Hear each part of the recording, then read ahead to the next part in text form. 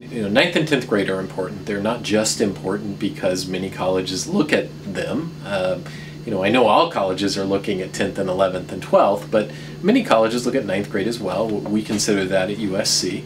But it isn't just important because it's on your record and colleges think about it. Ninth and 10th grade are important because those are the years, one, where students are just getting used to high school. It's easy to forget that ninth graders are 14, 15 years old. That high school and the high school approach and what's demanded of them in high school is very different. So it's not uncommon for us, for example, to see a ninth grade that isn't as strong as later years. But ninth and 10th grade really will set students on their path to college success. And so the advice that I give to families for ninth and 10th grade is to, begin thinking about the various paths that are available to them. The advice of taking the most challenging curriculum they can handle, I think, is true in the ninth grade as well as it is in the 12th grade. But the good news is that colleges do consider strongly trend in grades. So I remind families that, well, maybe if that first semester of ninth grade was a little bit rocky, this doesn't mean that your son can never go to college. Students need to do well, but ninth and 10th grade are not going to make or break a college admission. In fact, in my opinion, the 11th grade is such a critical and crucial grade that if you haven't spent the 9th and the 10th grade preparing, you're going to have a hard time in the 11th grade. If the foundation for academic success can really be laid in the 9th and the 10th grade, then 11th and 12th grade are going to work out well.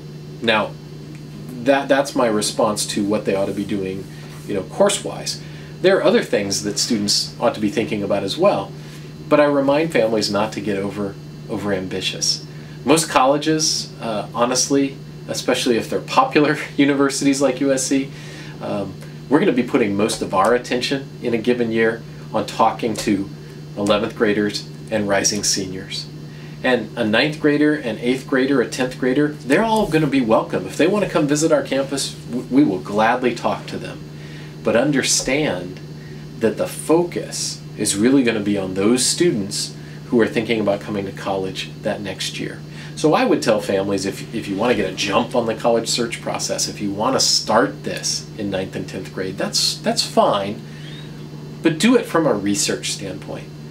Look at the guidebooks, read the web, maybe go on a few tours, but understand that students mature so much from 14 and 15 to 17 and 18 that what they think they want to do as freshmen or as 8th graders might be wildly different than what they end up applying for later.